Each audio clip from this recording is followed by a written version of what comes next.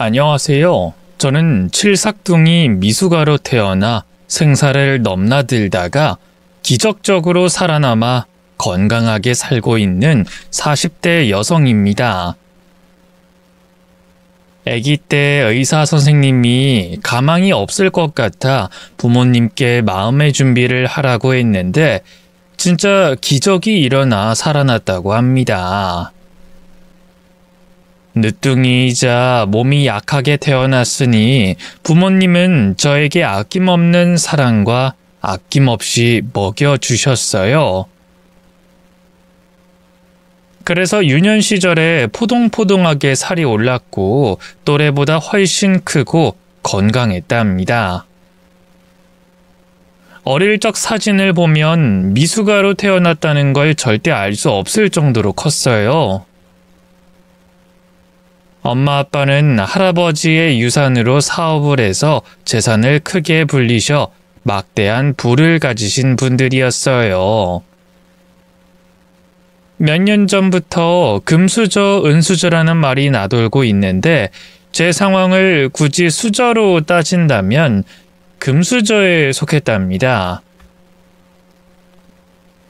저는 본능인지 이 부모님이 습관을 들여서 그런 건진 모르겠지만 먹을 것에 집착이 심했어요. 그래서 초중고 시절에 가장 뚱뚱한 학생으로 지냈습니다. 성인이 되고 대학에 들어가면서 다이어트를 여러 번 시도해봤지만 식탐이 많았던 저는 운동을 하나만 하였습니다. 3살 버릇 80 간다더니 어릴 적 식탐은 쉽게 사라지지 않았습니다. 그래서 운동을 그만두기 일쑤였고 맛집을 찾아다니는 취미를 즐겼습니다. 제 체형이 뚱뚱하긴 하지만 병원에서는 크게 문제가 되는 것이 없다 하니 이대로 살아도 된다는 자기 합리화를 하고 지냈죠. 대학 다니던 시절에는 남자 한 명도 사귀지 못했어요. 제 외모가 뚱뚱하고 예쁘지 않으니 아주 당연한 일이었죠. 대학을 졸업하고 부모님 밑에서 일을 하려는데 아빠가 사업을 정리하셨어요. 막대한 돈을 벌어들이셔서 더는 일을 하지 않겠다고 회사를 매각시켰답니다. 그리고는 건물 몇 채를 마련하셔서 임대료만 받으시며 생활하셨고 여러 중소기업에 투자 일을 하시며 돈을 버셨어요. 그래서 저는 대학 전공에 맞춰서 취직을 했습니다. 그런데 일을 다니며 심적으로 조금 괴로웠어요. 남직원들은 뒤에서 돼지, 뚱땡이라고 소곤거리며 조롱했고 여직원들은 대놓고 살 빼라는 소리를 심하게 했답니다. 제가 영업을 뛰는 것도 아니고 사람을 만나 처리하는 업무가 아닌 하루 종일 앉아서 디자인과 영상 편집과 같은 일을 했는데 말이죠. 저의 살이 회사 이미지를 실추시키는 것도 아닌데 앞이나 뒤에서나 말들이 참 많았답니다. 그런데 말입니다. 이 사람들이 참 웃기더군요. 저희 부모님의 재력이 어떻게 소문이 난 건진 모르겠지만 그걸 가지고 제 앞에서 욕하던 사람이 아부를 떨더군요. 이 사회생활을 하면 할수록 일은 즐겁고 배울 게 많았지만 사람들에게는 실망만 했습니다. 여하튼 저희 부모님 재력이 소문나자 여기저기서 대쉬가 들어오기도 했고 소개팅을 해주겠다는 사람들이 끊이지 않았어요. 회사 전무님은 자신의 아들을 친히 소개해주겠다며 노골적으로 초대 문자를 보내더군요. 부모님이 아니었으면 저는 그저 그런 사람이나 뚱땡이로 낙인 찍혀서 무시만 받고 살았을 겁니다. 여하튼 제 부모님을 보고 달려드는 남자들은 싹 걷어냈어요. 제가 아무리 뚱뚱하고 못났어도 시커먼 속내로 다가오는 남자들을 받아줄 마음은 추호도 없었으니까요. 그렇게 한 회사에서 1년을 보냈고 다른 곳으로 이직했습니다. 직원들이 서로 이름 뒤에 님자를 쓰며 존중하고 함부로 말하지 않는 규칙이 있는 회사였죠. 새 회사는 아무도 저의 외모로 왈가왈부하지 않았고 모두 친절했습니다. 이런 회사가 존재하고 있는 게 신기하고 감사했죠. 그렇게 몇 년 그 회사에 몸담고 있었는데 부모님에게 큰 사고가 생겼습니다. 남해로 여행 가셨던 부모님이 배를 타고 자연을 즐기는 도중에 갑작스러운 비와 바람에 휩쓸려 버렸습니다.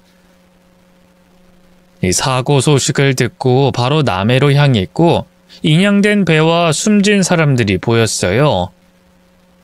부모님도 거기에 포함됐죠. 저는 부모님을 한날 한시에 잃었습니다. 누구의 잘못도 아니고 자연재해이니 누굴 원망할 수도 없었습니다. 부모님 장례를 치르고 회사 생활을 계속해 보려고 했는데 도무지 마음이 무겁고 쓰라려서 일하지 못하겠더라고요. 그래서 퇴사를 결정했고 한동안 쉬었습니다. 그러다 인터넷 카페에 가족을 잃은 사람들의 모임이 있었는데 거기에 가서 공감도 하고 위로를 주고받고 싶어서 찾아갔습니다. 다들 울상인 얼굴로 입장했지만 서로의 이야기를 들어주고 위로의 말을 전달하자 표정이 한층 밝아졌습니다. 저 역시 부모님을 잃은 사연을 앞에 나가서 이야기했고 다들 큰 목소리로 힘내라는 말씀을 해주셨어요. 그 순간 얼마나 편안하던지 자주 와서 이 사람들과 시간을 보내야겠다고 생각했어요. 그런데 그중 아주 딱한 사람이 한 명 눈에 띄었어요. 가난한 집안에서 살고 있다는 제 또래 남자가 말하길 아버지가 평생 빚 갚는 데만 시간을 썼고 몸이 많이 망가져서 일하던 도중에 심정지로 세상을 떠났다고 하더군요. 지금은 어머니를 모시고 둘이 평범하게 산다는데 얼굴에 그늘이 매우 짙어 보였습니다. 사람들이 삼삼오오 모여 대화를 나눌 때 그 남자가 혼자 커피를 마시는 걸 보고 먼저 위로의 말을 전했습니다. 김정태 회원님, 아버님의 명복을 빌어요. 좋은 곳으로 가셨을 거예요. 아, 고맙습니다. 이희진 회원님. 부모님이 바다에서 사고로 돌아가셨다고 했죠? 그분들 역시 좋은 곳으로 가셨을 겁니다. 명복을 빌어요. 근데 희진 씨, 오늘 모임 끝나고 바쁘신가요? 아니요, 특별한 일 없습니다. 그럼 저랑 식사하시는 건 어때요? 사실 몇 번 이걸 신청하려고 했는데 기회가 없어서 말을 못했네요. 신청이라면 데이트 신청 말하는 건가요? 네, 맞아요. 희진 씨처럼 마음씨 따뜻한 여자분과 함께 데이트를 한다면 큰 영광일 것 같아요. 영광이라니요, 정태 씨. 제 외모를 보세요. 누가 먼저 만나자고 말을 하겠어요? 왜요? 체형 때문에요? 겉으로 드러나는 게 전부가 아닌 걸 모르는 사람들이나 그렇게 말하죠. 제가 보기엔 희진 씨의 마음이 바다처럼 넓어서 체형도 그렇게 표현이 된 것 같습니다. 아무튼 모임 끝나고 저랑 데이트해요. 저에게 데이트 신청을 한 사람은 그가 처음이었어요. 이전에 부모님의 재력 때문에 들이대는 남자들은 있었지만 조건 없이 예쁘게 봐주는 사람은 난생 처음이었죠. 그래서 고마운 마음으로 그날 저녁에 데이트를 했고 매주 만나서 좋은 시간을 보내다가 정분이 나고 말았습니다. 남자친구는 기술공으로 출장 나가서 기계 수리를 해주는 일을 했어요. 성실하고 반듯하게 사는 청년이었죠. 그이가 일을 끝나고 나면 제가 그이 사무실 앞에서 기다렸습니다. 오늘도 힘들었지? 수고 많았어. 수고는 무슨, 다들 열심히 사는 거지. 근데 희진아, 매일 이렇게 기다려주는 게 고맙긴 한데 자기는 일 안 해? 나는 일을 하다가 쉬는 중이야. 다음 직장을 어디로 들어갈지 고민하는 중이야. 이야, 다음 직장을 고르고 있는 중이었어? 요즘같이 일자리 찾는 게 어려운 시기에 대단하다. 아무튼 좋은 데로 들어가면 좋겠다. 그래. 좋은 데 들어가면 좋겠네. 저는 부모님의 유산으로 투자 일을 하고 있었고 취직할 마음이 없었습니다. 그런데 연애 중에는 제가 부자라는 사정을 알리고 싶지 않아 거짓말을 했네요. 그이와 몇 개월 더 사귀고 나니 프로포즈를 해주더군요. 저는 사랑해주는 것만으로도 감사했는데 결혼까지 하고 싶다 하니 어떤 말로도 형용되지 않을 만큼 기뻤습니다. 당연히 프로포즈를 받아들였고 빨리 결혼하고 싶어서 시댁에 인사를 갔습니다. 부모님을 여의고 처음 어른과 마주 앉아 식사하게 됐죠. 시댁은 낡고 허름한 데다 햇빛도 잘 들지 않는 반지하였어요. 여기서 오랫동안 살았다고 하니 괜히 마음이 안 좋았죠. 여러 대화를 나누고 있었는데 시어머니 역시 제가 마음에 드셨는지 저의 두 손을 꼭 잡고 말씀하셨습니다. 희진 씨, 우리 아들이랑 결혼 결심해줘서 고마워. 부모가 못나서 정태가 고생을 참 많이 했는데 이제야 자기 가정을 이루게 돼서 정말 기뻐. 우리 아들 잘 좀 부탁할게. 어머님 감사해요. 그리고 부탁은 제가 드려야죠. 앞으로 며느리로서 잘 부탁드릴게요. 그래, 고마워. 근데 부모님은 사고로 세상을 떠났다고 하셨지? 아유, 가여워라. 내가 형편이 된다면 뭐라도 해줄 텐데 보다시피 이러고 살아서 크게 해줄 게 없어. 진심으로 미안하네. 그래도 애미 노릇은 해줄 수 있어. 부족하지만 반찬을 하든 살림을 돕든 해줄게. 시어머니의 떨리는 손을 잡고 있다 보니 마음이 따뜻해졌고 저에 대한 정체를 밝히기로 하고 금전적인 걱정은 할 필요가 없다는 걸 말했습니다. 정태씨, 어머님, 사실은 저 일하지 않아도 평생 먹고 살 돈 있어요. 부모님이 크게 사업을 하셨고 건물도 몇 채 가지고 계셨어요. 지금 저는 임대료만 받아서 생활하고 있습니다. 돈 걱정은 하실 필요가 없을 거예요. 그 말에 정태 씨는 크게 놀랐고 시어머니 역시 어리둥절하시며 그런 여자가 왜 자신의 아들과 결혼하냐고 말씀하셨습니다. 그래서 저는 다시 차근차근 이야기를 들려드렸고 정태 씨를 사랑하고 있고 두 사람을 위해 제가 살고 있는 집에서 같이 살자고 제안했습니다. 시어머니와 정태 씨는 끝까지 믿지 못한 표정이었는데 제가 대저택 대문을 열고 안내하자 그제야 손발을 떨면서 믿으시더라고요. 새아가, 여기가 진짜 네가 사는 집이야? 이 골목의 주택집들은 다 부자들 아니니? 네, 그렇죠.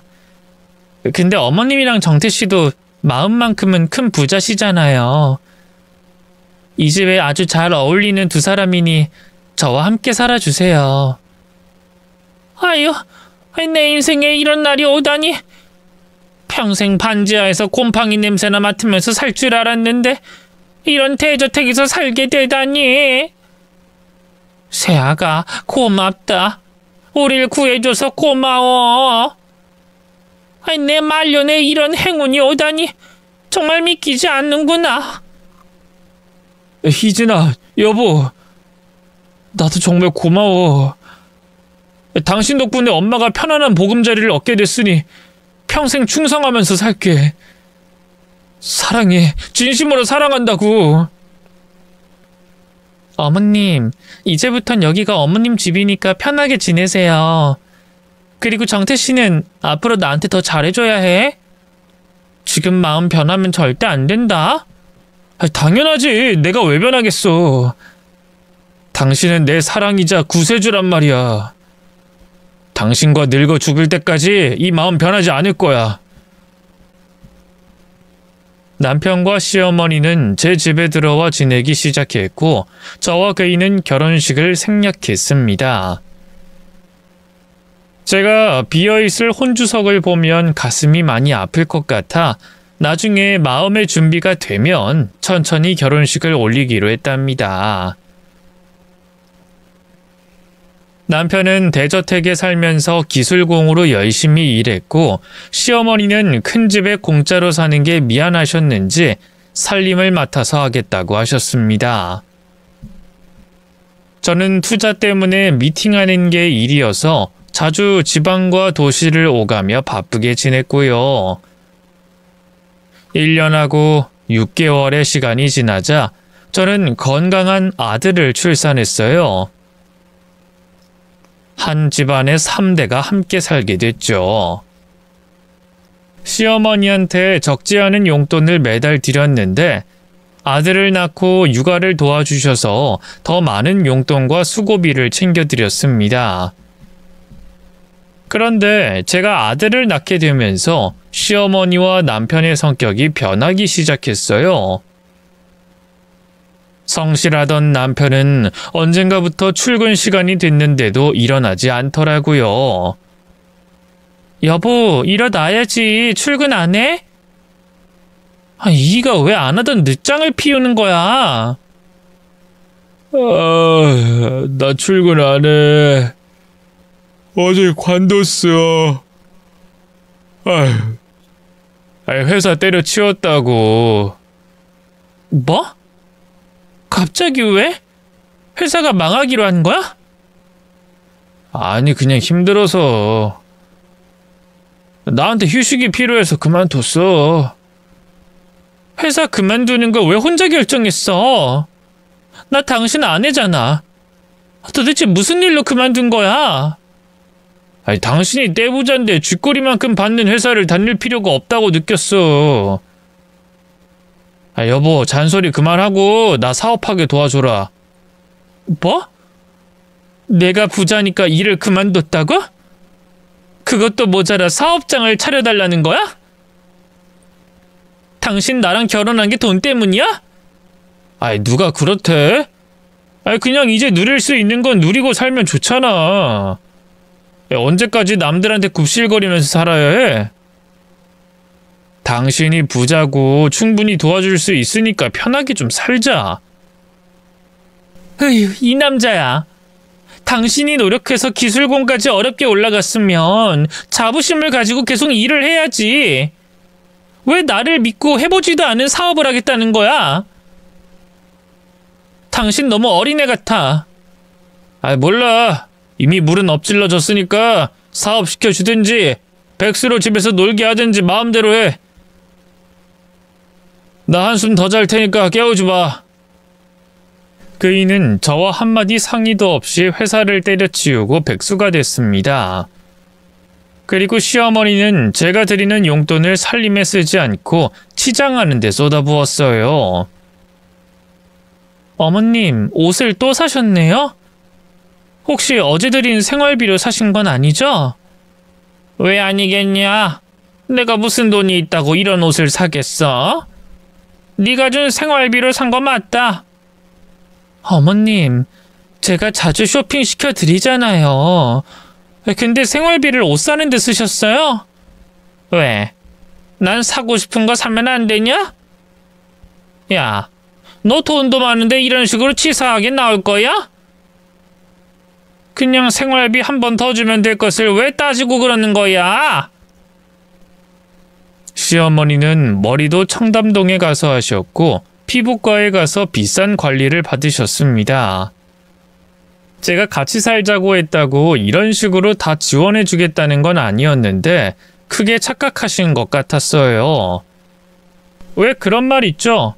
호의가 계속되면 권리로 안다는 말이요. 제가 남편과 시어머니한테 호의를 많이 베푸니 그게 당연히 누려야 할 권리로 착각하신 것 같았습니다. 그래서 저는 생활비와 용돈을 일체 드리지 않고 끊어버렸어요. 회사를 그만둔 남편에게도 절대 한 푼의 돈도 주지 않았습니다. 육아는 제가 하거나 돌봄 이모님을 불러서 아들을 돌보게 했어요. 그렇게 2달 지나자 시어머니와 남편이 정신을 차렸는지 예전 모습으로 돌아왔습니다. 새아가, 생활비 다시 주면 안 되겠니? 아니, 나 그동안 반성 많이 했다. 아무리 네가 부자여도 그런 식으로 돈을 막 쓰는 건 안 될 일이었어.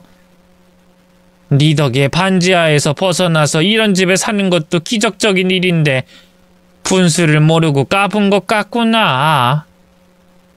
여보, 나도 미안해. 당신만 믿고 회사를 관둔 건 진짜 큰 잘못이었어. 빠른 시일 내로 재취업할게. 기술공 구하는 곳은 많으니까 금세 취직할 거야. 2사람이 다시 정신이 든 것 같아서 다행이에요. 저도 생활비를 싹 끊어버린 건 죄송하게 생각합니다. 2사람이 제 호의를 권리로 아시는 것 같아서요.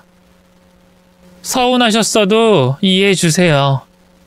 그러자 시어머니가 다시 한번 미안하다고 사과하며 제 손을 잡아주셨습니다. 아이, 당연하지, 새아가. 네가 우리의 복덩이인데 그걸 당연하게 생각했구나.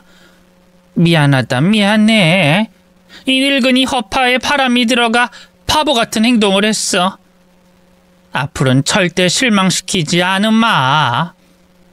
네, 어머님. 이렇게 시인해 주시니 감사합니다.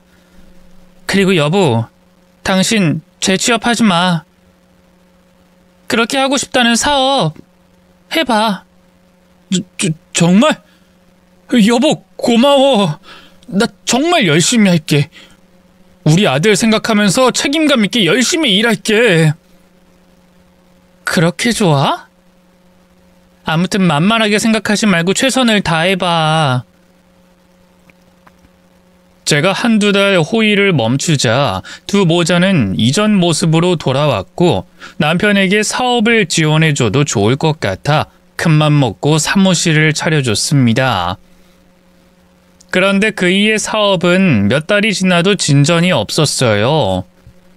매일 스트레스 때문에 소주를 많이 마시고 들어왔죠. 그래서 남편 몰래 제가 인맥이 닿는 거래처에 손을 뻗어서 남편 사업의 거래처가 되어달라고 부탁을 하러 다녔습니다. 아무것도 모르는 남편은 스스로 성공한 줄 알고 매우 기뻐했습니다.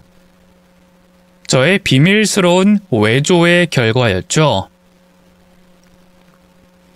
남편은 자신감이 솟구쳤고 시어머니 역시 자신 아들이 성공의 길을 걷고 있자 매우 기뻐하셨습니다.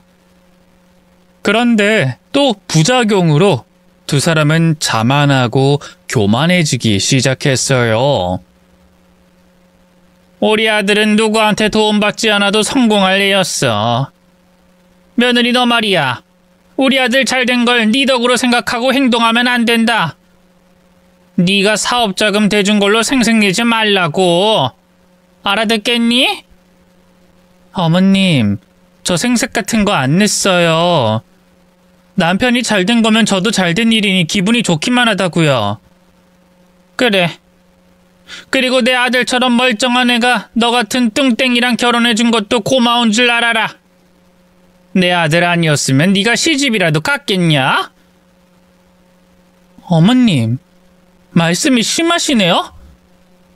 이제 어머님 아들이 사업이 좀 돌아간다고 바로 저를 깎아내리는 막말을 하시는 거예요? 며느리한테 뚱땡이라뇨? 내가 뭐 틀린 말 한 것도 아니잖아. 아니, 넌 어떻게 된 게 몸매가 한결같냐? 살 뺄 생각은 안 하는 거니? 어머님, 언젠 제 외모가 푸근하고 좋다면서요. 그런데 이젠 제 외모 지적을 하시는 거예요? 무슨 말을 못해요. 야, 그럼 내 아들하고 결혼할 애한테 돼지라고 욕을 하리? 눈치가 있으면 알아서 다이어트 좀 하고 그래야지. 허구한 날 처먹기만 하니 그 모양인 거 아니야? 어머님, 잘 알겠습니다. 무슨 말씀인지 알아들었다고요. 그러니까 그만하세요. 네가 뭔데 그만하라 말아야. 돼지 같은 몸뚱아리 보기 지겨우니까 살 좀 빼라. 시어머니는 남편이 사업으로 승승장구하자 남편 카드로 치장을 했고 하고 싶은 막말을 저에게 실컷 하셨어요. 그리고 남편도 돈 좀 벌더니 크게 엇나가기 시작했습니다. 제 개인 운전기사한테 미행을 붙여서 뭘 하고 다니는지 알아봤는데 바람을 피우고 있더라고요. 또 사업장은 직원들에게 맡기고 투자하러 다닌다고 합니다. 아무튼 바람은 용서가 안 돼서 이 남자와 모든 걸 끊어내기로 했어요. 운전기사님이 증거가 담긴 핸드폰을 넘겨주셨고 그걸 가지고 이혼하기로 마음먹었습니다. 이혼 서류를 가지고 집에 들어갔는데 시모자의 대화 소리가 들렸어요. 시모방에서 두 모자의 목소리가 명확히 들렸습니다. 엄마, 나 이혼할까? 돼지년이랑 사는 거 지겨워 죽겠어. 야, 아직은 안 돼. 뜯어먹을 게 남았는데 더 뜯어먹어야지. 우리 계획을 잊은 거냐? 그동안 뜯어먹은 거 꽤 되잖아. 사업장도 그렇고 그동안 생활비나 용돈으로 엄청 받아왔잖아. 너 송충이 같은 소리 할래? 돼지년이 가진 재산이 얼만데 이대로 이혼을 해? 게다가 네 아들까지 낳은 애야. 뽕을 제대로 뽑고 버려야 마땅하다고. 그럴까? 근데 지금 사귀는 애인이 부자라서 이혼해도 될 것 같은데. 걔도 돈 많아, 엄마. 야, 걔는 걔고 얘는 얘지. 네가 돼지년한테 처음 접근한 거 생각 안 나?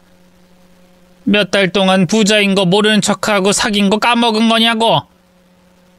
우리가 어떻게 여기까지 왔는지 기억해봐. 그렇긴 하네.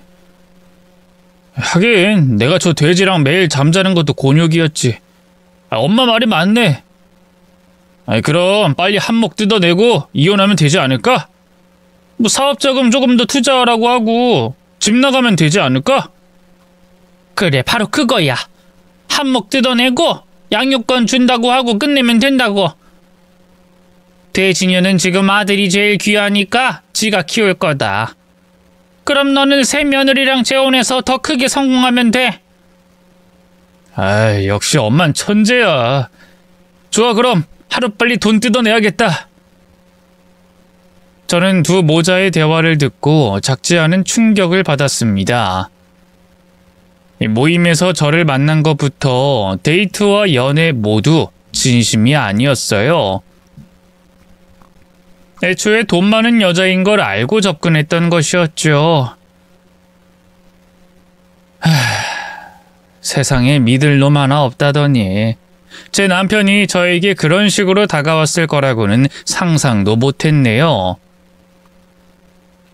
이 모든 대화를 듣고 이성을 잃은 저는 시모 방문을 열었습니다. 여보, 어머님, 두 분의 대화 아주 잘 들었습니다. 당신 나한테 의도적으로 접근한 거였어? 대단하네. 연기를 너무 잘해서 속고 말았어. 아이, 깜짝이야. 당신 어디부터 들은 거야? 왜 남의 이야기를 엿듣고 그래? 여기 내 집이야.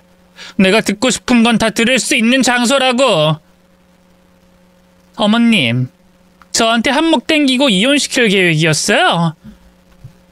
내가 알던 두 사람은 다 가짜였고 지금 모습이 진짜인 거죠? 시몬은 표정 하나 바뀌지 않고 뻔뻔하게 대답하더군요. 다 들었다니 내가 보탤 말이 뭐가 있겠냐. 근데 너 손에 든 거 뭐냐? 아, 이거요?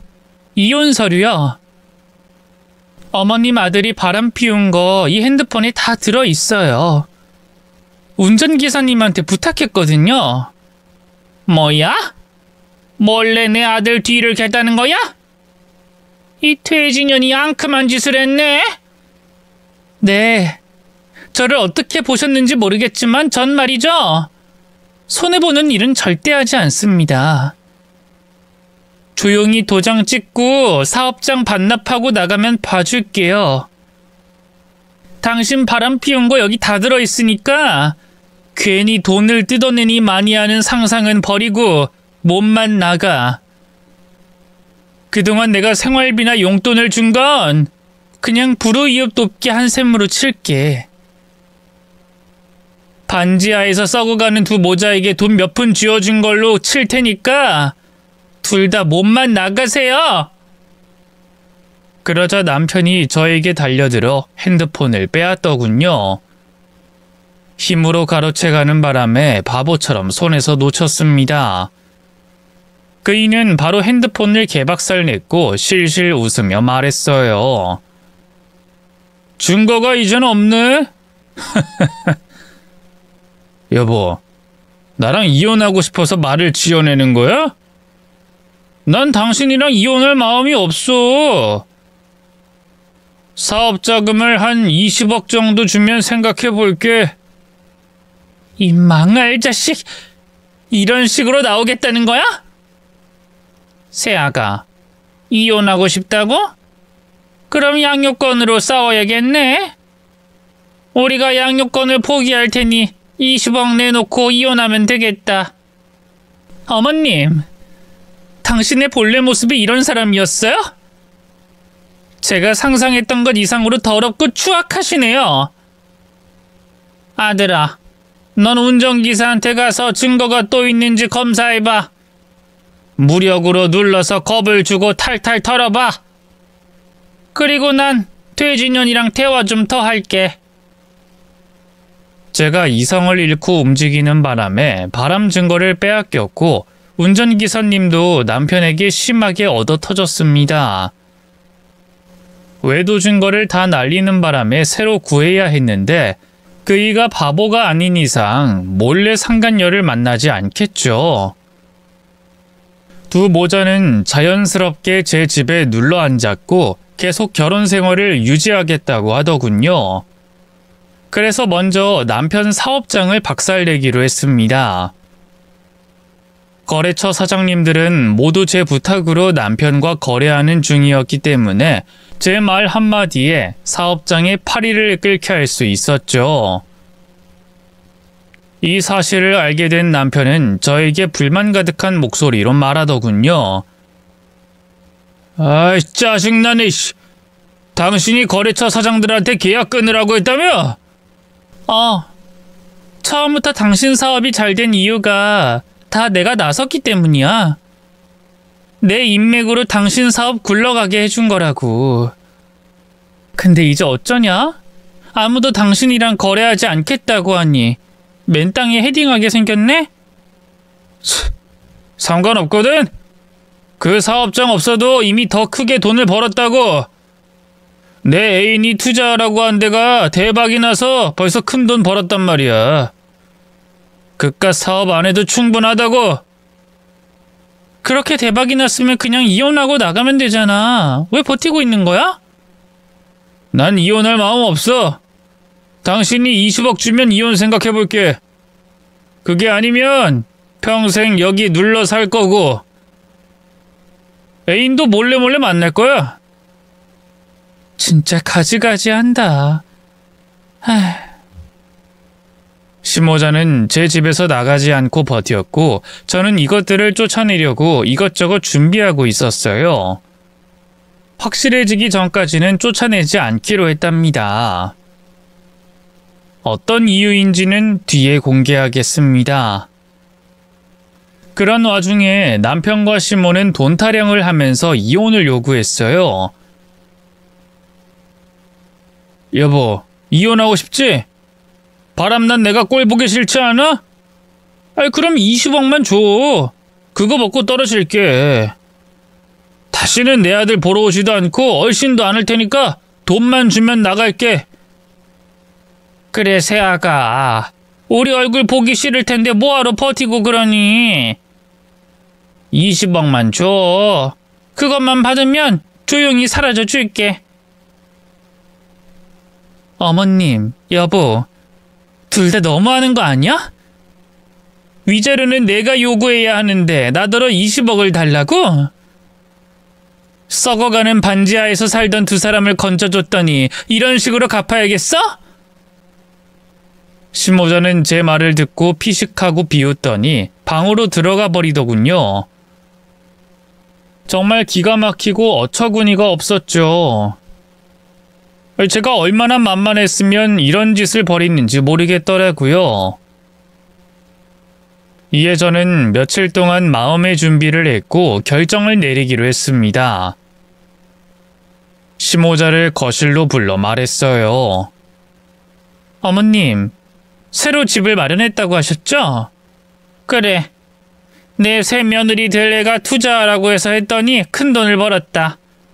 내 아들도 마찬가지고. 그런데도 20억이 필요하세요? 야, 너 같은 돼지눈이랑 같이 살다 못해 애까지 싸질렀는데 그 정도는 받아야 하지 않겠냐? 너 애기가 저절로 생긴 걸로 생각하니? 저는 이제 모든 것이 확실해져서 두 사람에게 통보했습니다. 준비하던 게 끝나서 이혼을 결정했답니다. 좋아요. 달라는 대로 다 줄 테니까 그만 나가주세요. 어머님 집으로 들어가서 지내세요. 곧 현금 마련해서 드리도록 하겠습니다. 뭐야? 너 지금 우리한테 20억을 주겠다는 말을 하는 거냐? 네. 그 돈 주면 나가겠다면서요. 그러니 어쩌겠어요. 뭐 손해봐도 두 사람이랑 계속 같이 살고 싶지 않으니 정리해야죠. 돈 준비되면 연락드릴 테니까 지금 바로 나가주세요. 넌 말은 그렇게 하고 괜히 소송하고 그러는 거 아니겠지? 네가 소송하면 우리도 대형 로펌 변호사들을 찾아갈 거야. 길고 긴 싸움을 할 거라고. 내 말의 뜻 알겠냐? 그래요, 다 알아들었어요. 그러니까 어머님 아들 데리고 조용히 나가주세요. 그러자 시어머니는 바로 옷을 챙겨 입었고 남편도 깔깔거리며 웃으며 나갈 채비를 하더군요. 여보, 너무 서운하게 생각하지 마. 내가 당신이랑 사는 게 엄청 힘들었거든. 뚱땡이랑 침대에서 그 짓 할 때 얼마나 치욕스러웠는지 말로 다 표현이 안 된다고. 아무튼 결정 잘했어. 그럼 아들 잘 키워봐. 엄마랑 나는 그만 당신 인생에서 사라져 줄게. 심호자는 저한테 20억을 받을 걸 약속받고 제 집에서 퇴장했습니다. 그리고 저는 며칠 동안 두 사람에게 줄 것을 준비했답니다. 준비된 그것을 시댁에 깜짝 선물을 퀵으로 보냈어요. 두 사람은 선물이 아주 마음에 들었는지 1시간 만에 제 집으로 찾아왔습니다. 대문 앞에 가봤더니 시어머니가 남편의 머리채를 잡고 있더군요. 새아가, 내가 이 멍청한 놈 때문에 실수를 했다. 일단 문 좀 열어주렴. 우리 대화로 풀자. 제 선물이 마음에 안 드셨어요? 그거 받으면 먹고 떨어질 줄 알았는데. 제가 그거 모으려고 여기저기 사람 시켜서 어렵게 모았다고요. 아유, 왜 그러니, 아가. 우리 대화로 풀자. 차근차근히 오해를 풀어보자고. 그래요. 일단 들어오세요. 저는 대문을 열어줬고 시몬은 여전히 남편의 머리채를 잡고 집 안으로 끌고 들어왔습니다.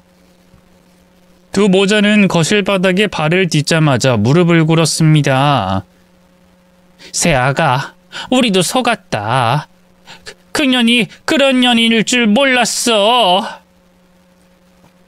새 며느리의 정체에 많이 놀라셨죠?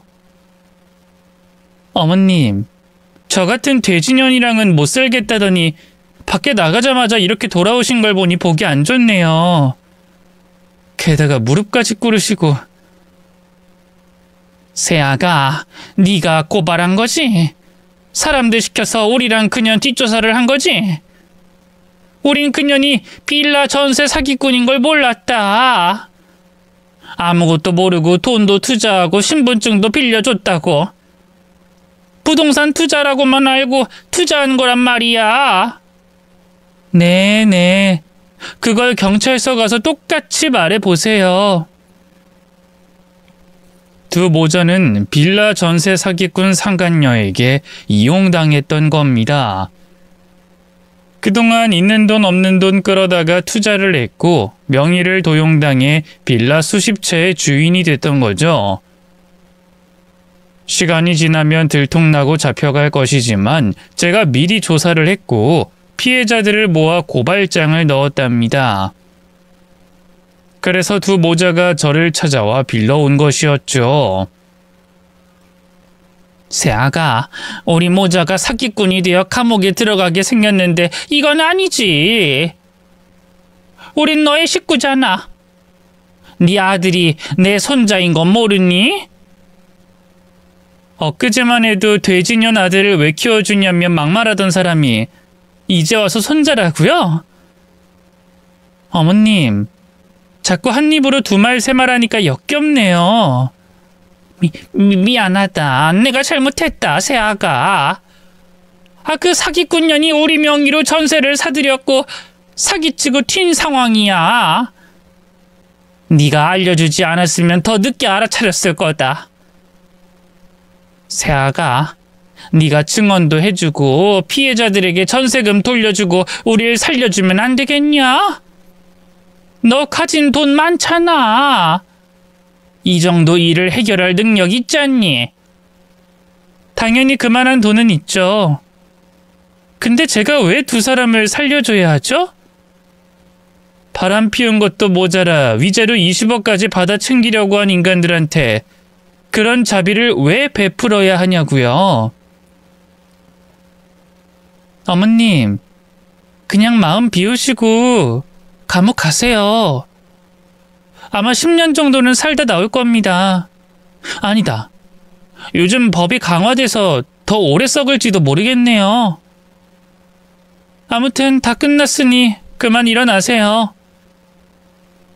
제 말에 시어머니가 눈물을 흘리며 남편에게 뭐라도 해보라고 눈치를 주더군요. 이미 전 승리했기 때문에 남편 놈이 어떻게 나오는지 구경이나 해보기로 했어요.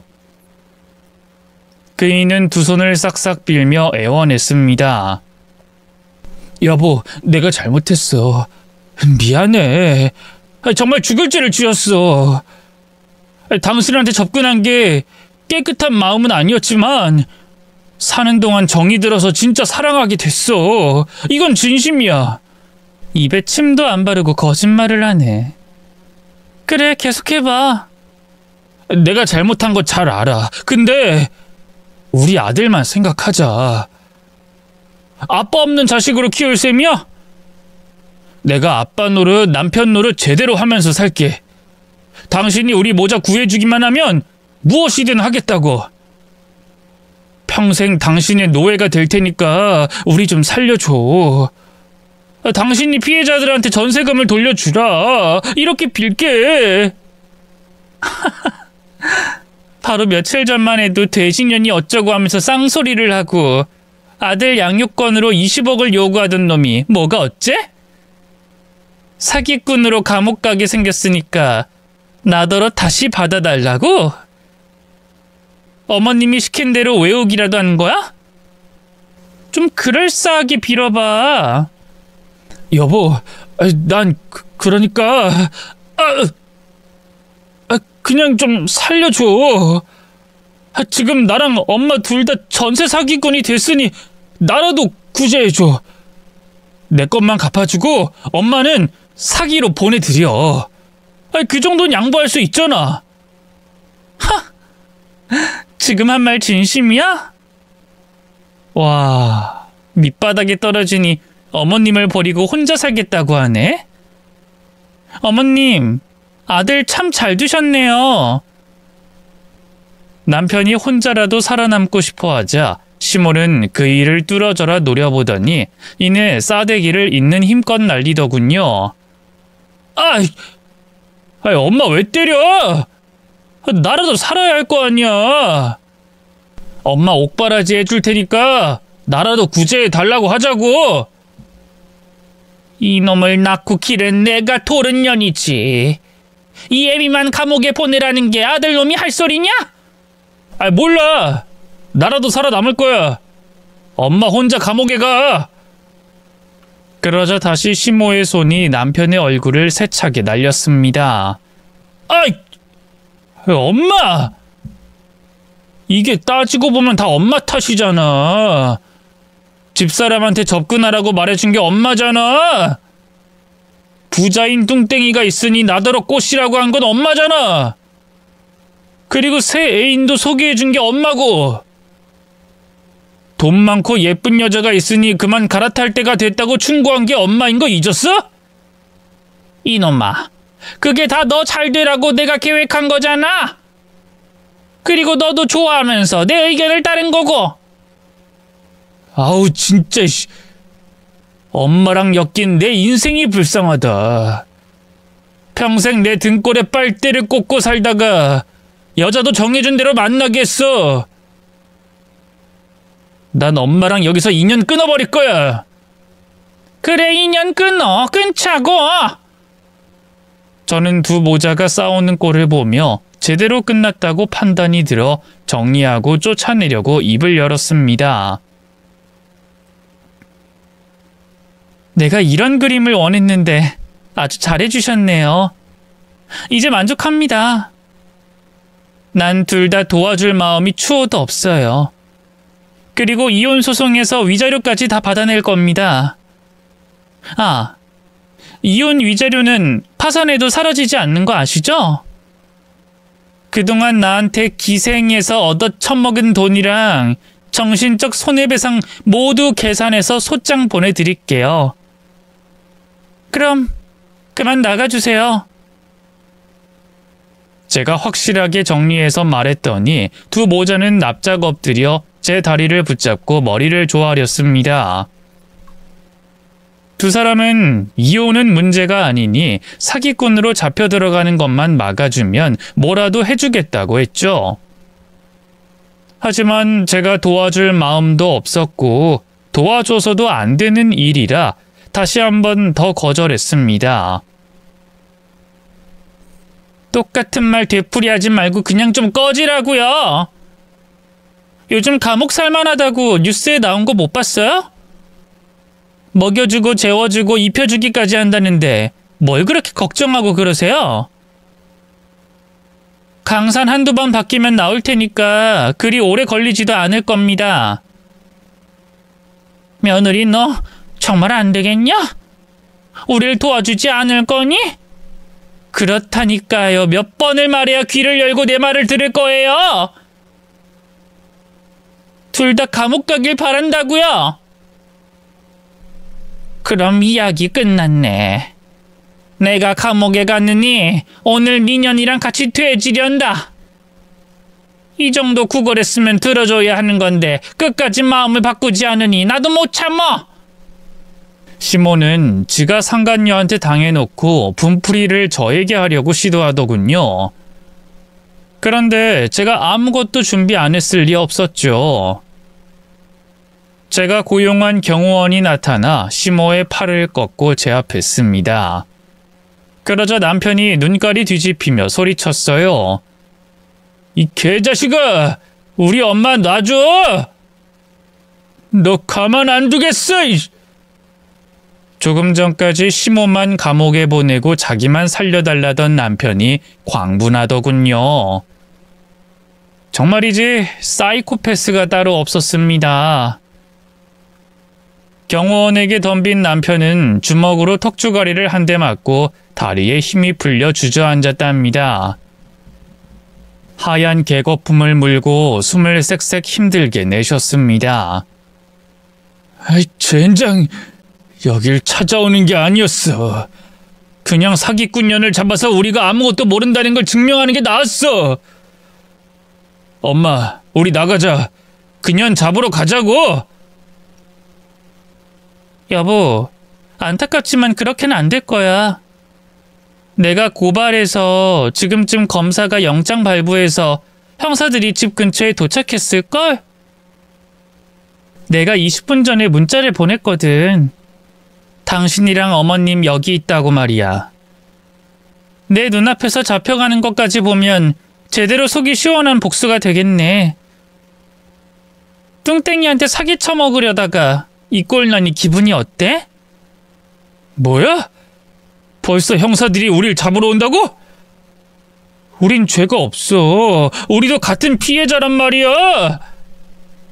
투자하자마자 큰돈을 벌었는데 그걸 몰랐다고 하면 과연 사람들이 믿어줄까? 제 말이 끝나자마자 초인종이 울렸고 인터폰에 형사들이 신분증을 들이밀더군요. 경호원이 문 열림 버튼을 눌러주자 남편이 벌떡 일어나더군요. 창문으로 뛰어넘더니 잡히지 않으려고 개구멍으로 탈출했답니다. 시모도 남편을 따라 창문을 넘어가려다가 이미 들이닥친 경찰들에게 체포당했습니다. 이건 놔! 난 아무런 죄가 없어. 이건 놓으란 말이야! 아들 새끼는 지 혼자 살겠다고 도망을 가다니! 내가 그런 놈을 낳고 미역국을 처먹었다니! 아유, 억울해! 형사들은 시모를 경찰차에 태워 잡아갔습니다. 한편 남편은 도망을 어디까지 갔는지 잡히지 않았답니다. 뭐 어차피 나중에 잡힐 것이 뻔하기 때문에 크게 신경 쓰지 않았습니다. 형사들은 시모를 구속시켰고 큰손인 상간녀도 곧 잡아들였답니다. 피해 금액이 100억 단위라고 하네요. 둘 다 재산을 압류당하고 피해자들에게 순차적으로 돌려줄 거라고 했습니다. 그리고 아주 오랫동안 감옥살이를 해야 했네요.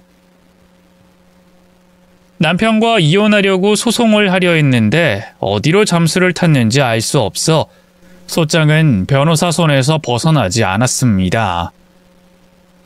이 자식이 나타나야 끝장을 내든 뭐 참교육을 할 텐데 도망간 그날 이후로 깜깜무소식이었어요.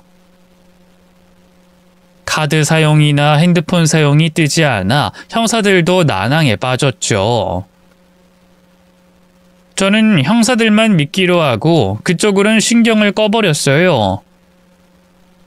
이혼이 깨끗하게 되지 않은 상황이긴 하지만 새로운 인생을 살기로 마음먹고 이사를 떠났습니다. 주택살이를 그만하고 아파트로 떠났답니다. 아들을 돌봐줄 이모님도 2분이나 고용해서 낮 시간에 자유롭게 돌아다닐 수 있었어요. 제가 돼지라는 말을 많이 듣고 자라오기도 했고 변화하려고 작심삼일만 한 게 후회가 되어 다이어트를 해보기로 했습니다. 고기를 일절 먹지 않고 채식만 하면서 헬스와 요가, 필라테스를 배웠답니다. 매일 땀을 흥건하게 흘렸고 조금씩 빠지는 뱃살과 얼굴살이 보였어요. 거의 6개월 동안 채식과 운동만 했더니 신기하게도 몸무게 앞자리가 5자로 바뀌더군요. 20kg가 넘는 살을 뺀 것이죠. 그런데 거울을 봐도 만족이 되지 않아 성형수술을 결심했습니다. 안면 돌려깎기와 코 수술, 쌍꺼풀과 앞트임까지 싹 다 뜯어 고쳤습니다.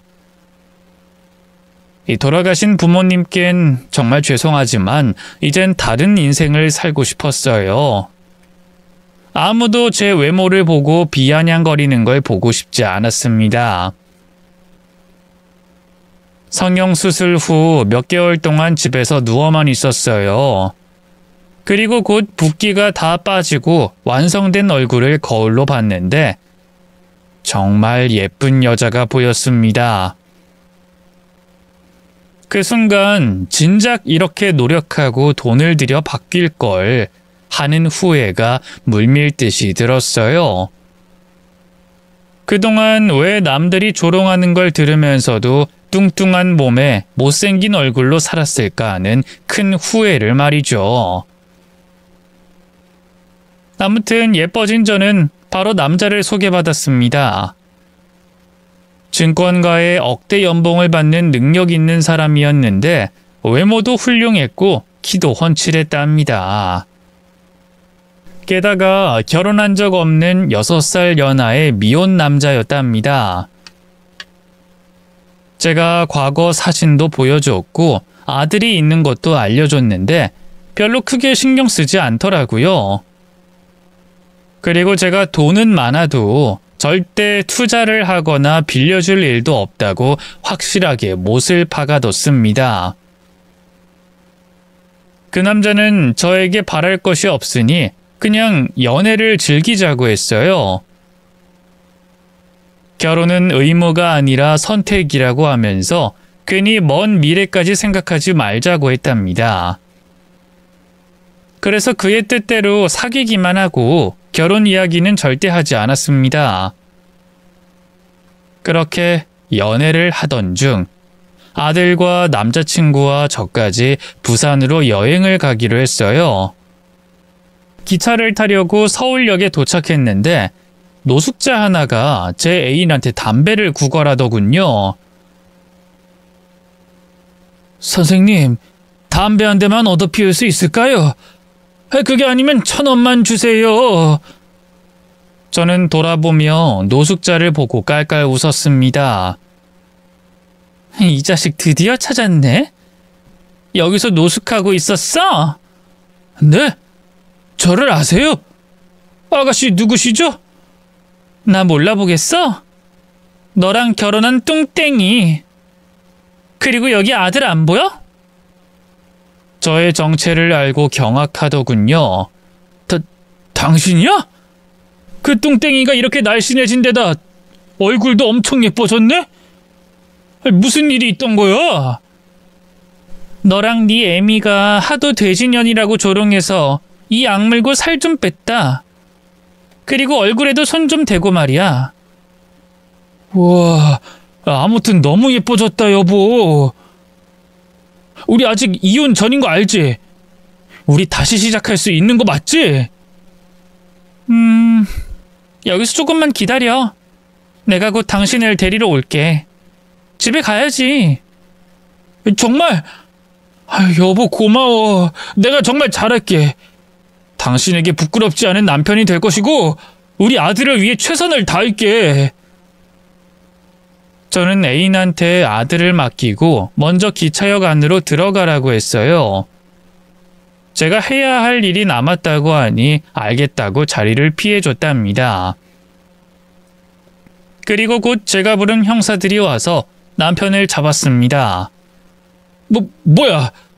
당신 날 신고한 거야? 날 받아주겠다는 말이 아니었어? 이 인간아, 내가 미쳤냐? 널 받아주게?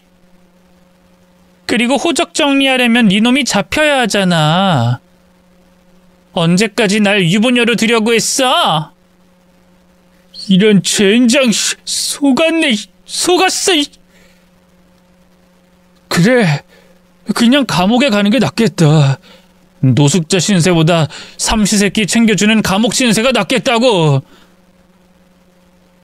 이러나 저러나 넌 패배자고 망한 인생이고 기회 같은 건 절대 찾아오지 않을 거야.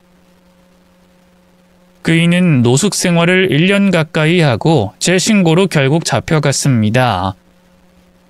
이후 이혼을 하게 됐고 완전한 싱글이 됐어요. 사귀던 증권가 남자와는 헤어졌고 새로운 연하남을 사귀었어요.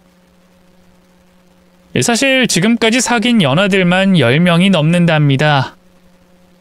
이 성형수술과 다이어트로 예뻐지니 남자 보는 눈이 높아져서 실컷 연애를 하고 있네요. 그렇다고 육아를 제대로 하지 않는 건 아니니 오해하지 마시길 바랍니다. 이렇게 제 사연은 끝이 났네요. 멍청한 시모자가 빌라와 전세 사기꾼에게 낚여 공범으로 감옥살이하는 것으로 마무리됐네요. 앞으로 저는 결혼 같은 건 안 할 것이고 평생 연애나 하면서 아들과 둘이 살 계획입니다. 끝까지 제 이야기를 들어주신 분들께 감사드립니다. 모두 좋은 하루 보내세요.